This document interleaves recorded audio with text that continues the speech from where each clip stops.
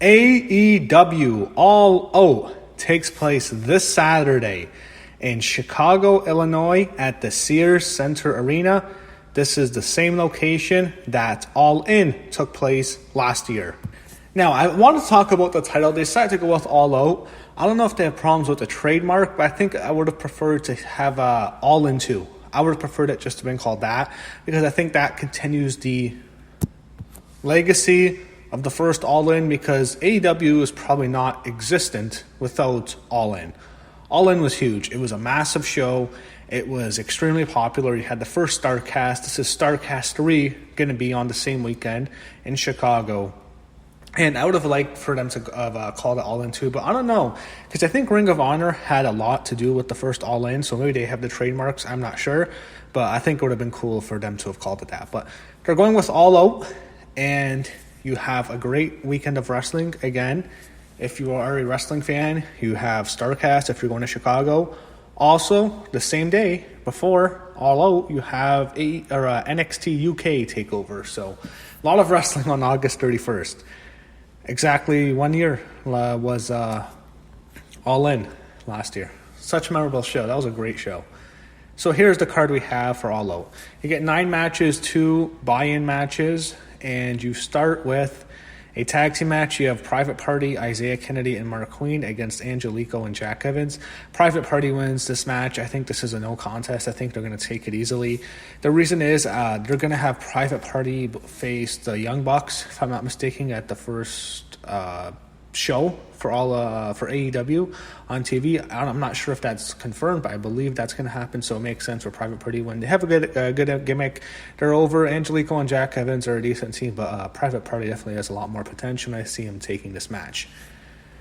Next, we go to the 21-woman Casino Battle Royal. The first woman will receive a match for the inaugural AEW World Women's Championship, scheduled for the October 2nd AEW on TNT broadcast.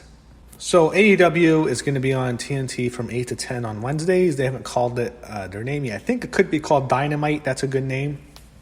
For this match, we don't know everyone so far, but here's who we have. We have Nyla Rose, you have Britt Baker, you have Allin, you have Brandy Rhodes, you have Teal Pipper, you have Ivelisse, Jazz, Big Swallow, Sadie Gibbs, and 12 other names. A lot of them will probably be unknowns. You could have a surprise here. It could be Brandy, but I don't think so. I think she'll come down to one of the last ones.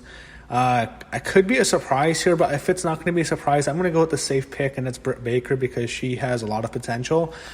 She can be their top female star. Looks like that's where they're going to build up. So I think it's going to go to Britt Baker, but they could go with Allin. Allin would be a good one. It could come down to Brandy, and Allin beats her to get revenge after she lost to Brandy at Fight for the Fallen. They could go with Ivelisse. That's a good one too. Cool to see Jazz back. Nyla Rose, I don't see her winning this. There's some, again, it could be a surprise. It could be a big name. I don't know who they're going to get, but they could do that. But if I'm going to make a prediction, I'm going to go with the safest pick, which is Britt Baker, because she has a lot of potential. Looks like she will be their top female star. Now, let's get to All Out, the main card, the pay-per-view show. You have Riho against Hikaru Shida. I'm going to go with Hikaru Shida. I think she's going to beat Riho. They had her get a big win at the last Fight for the Fallen show. I think they're pushing her right now. Riho is someone who can be an underdog babyface. She's a babyface everyone's going to get behind. She's that young, small Japanese girl. She's young. She's beautiful. The fans will get behind her. You can tell a really good story with Riho. I don't think it makes sense to give her a big win right away. I think that's a story you want to tell. It's an underdog story. It can be very marketable. So, and Hikaru Shida, I think it'll probably be her and Britt Baker maybe on the show. I think if she beats Riho, she's probably going to get the title shot. So I'm going to go with Hikaru, and I think she should be a good choice for the first champion. She's definitely, it's going to be much more of a, she's the heel, she's bigger, and Rio's going to be the babyface. So I'm sure they'll have a very good match though. Next, a triple threat. That's really unnecessary. I don't know why this has to be on the show. I really feel AEW is kind of making some mistakes that WWE is doing, is they're loading up the shows. A big problem with WWE is they have too much show matches on their pay-per-views, and most of the matches no one really cares about. AEW can trim off about 3 matches. That's why I felt about Double or Nothing when I was watching that. They could have trimmed off about 3 matches. Would have been a better show. Kind of like an NXT TakeOver show. You only need about 5 matches, but This is a match I really don't care about. I don't like Jimmy Havoc. I think he sucks. He does not look intimidating. His arm's the size of a 12-year-old boy. Joey Janela, good gimmick. I don't know if we get to see Penelope Ford. I don't know if she's still with him. I'd like to see her. Actually, Penelope will probably be in the Women's Battle Royale. She'd be a cool choice if they go with her, but I don't think so. And you also have Darby Allin. Darby Allin had the big draw with Cody at the Fyter Fest show, so they're going to give him a push. That's something to expand on. I think he wins. Joey Janela already lost to Jon Moxley, and I don't think it makes sense for him to get a win here. I think you go with Darby Allin, you give him some more momentum, so I'm going to go with him, and maybe he gets a rematch with Cody on TV. Next, you have the best friends, Chuck Taylor and Trent Beretta against the Dark Order, Evil Uno and Stay Grayson. Dark Order wins. They're pushing them. I'm just not a fan. I hate these guys. I think these guys suck. I'm just not into these guys. I don't know. Just never been a fan. I'm going to go with them to win, but it's not a match I really have that much I'm really invested in. It's just kind of there for me. Next, you have Cody against Shawn Spears, who will be accompanied by Tully Blanchard as his manager. I think Cody might have Brandy in his corner. I'm not sure, but she's in the first Women's Battle Royale, so I'm not sure what they're going to do. This should be a very good match. I'm sure they'll work really hard together. Both of them are very good. It's like Cody has had some really good matches. He's had 2 great matches on the 2 biggest shows for AEW. Even though All In wasn't necessarily an AEW show, it kind of was this whole new, was the beginning of it. He had the great match with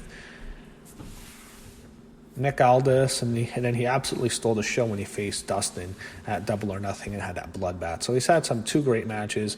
This is not going to steal the show, in my opinion. This will be a really good match. I think he beats Shawn Spears, and I think they have a good feud, but I think Cody definitely beats Shawn Spears. So I don't see Shawn Spears. Ty Dillinger, I don't know. I don't see him much going for it. I think Cody takes this.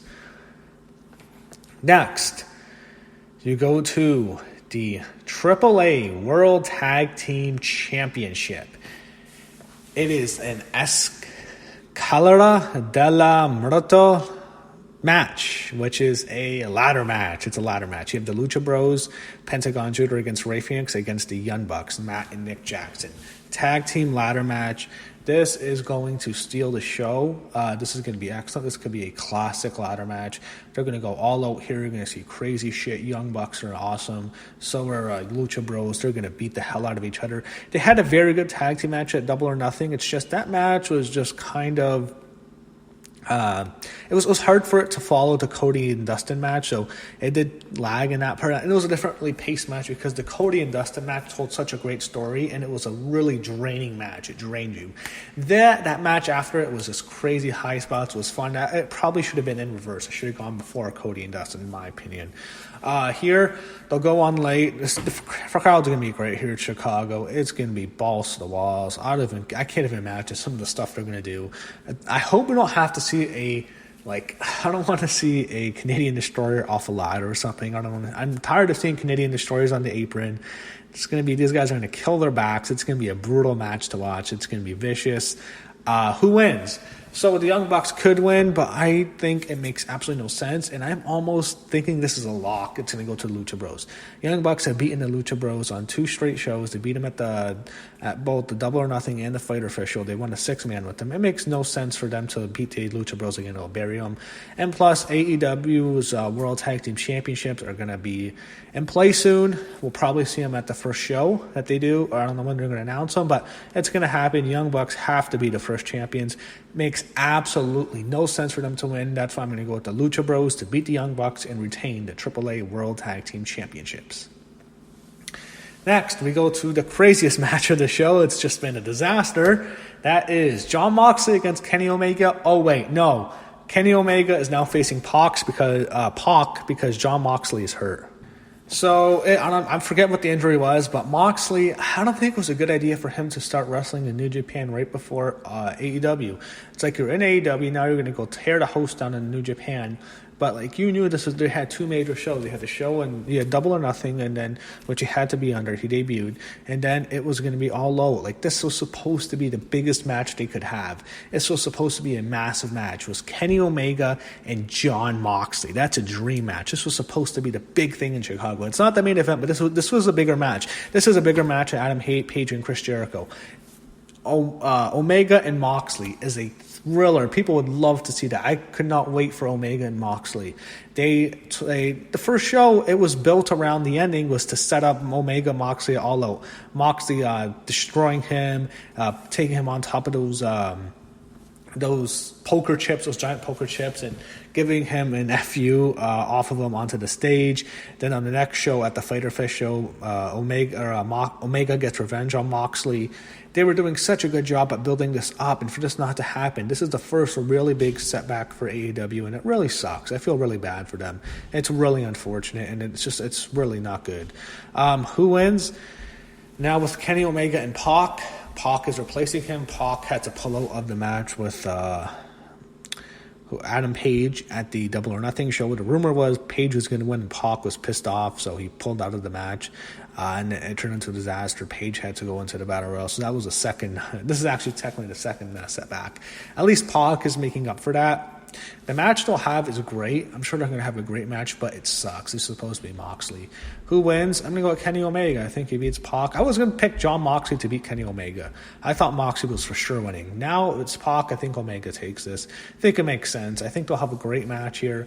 They'll do really well. People want to see Moxley. I'm sure Moxley will appear at the end. He'll probably destroy Omega. And I guess they could have Omega and Moxley on the first TNT show. They could do that if they want. That'd be a great way to start with a bang, really. And that's going to be a loaded show. They could do that there, and they can have a crazy match to start with the AEW. That'd be a good choice. But I think in this match, Kenny Omega is going to beat Pac. I think Pac will do the honor turn. I think Omega takes it. Main events, the first ever AEW World Champion. Who will it be? Chris Jericho or Adam Hangman Page?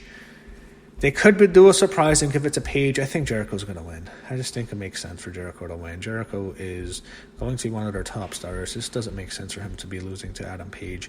They could tell a story with Adam Page. And like with Jericho as champion, you're on AEW, you're on TNT. It's going to be, they want as much ratings as possible. Your mother, your father, your brother, your sister, your aunt, uncle, cousin, best friend, girlfriend, they do not know who Adam Page is. But a lot of them probably have heard the name Chris Jericho. Let's be real. AEW needs to attract a casual audience bigger than just a professional wrestling hardcore audience. Jericho's going to win. They'll have a very good match. This is definitely the main event. It ends with him winning, and I think that's how the show ends. Chris Jericho is your first AEW World Champion. I think he beats Adam Page. Will probably be with the Judas effect, and that's how it goes. So that's it. We'll see how All Out goes. I don't think it's going to be as good as All In. All In was absolutely sensational. I loved All In. I don't think this can be as good as All In, but you never know. So that's it. Hopefully we get another great show in Chicago this Saturday. Wishing all the best for AEW. We want a strong competitor to WWE, and we'll see how they do this Saturday. Chicago, All Out.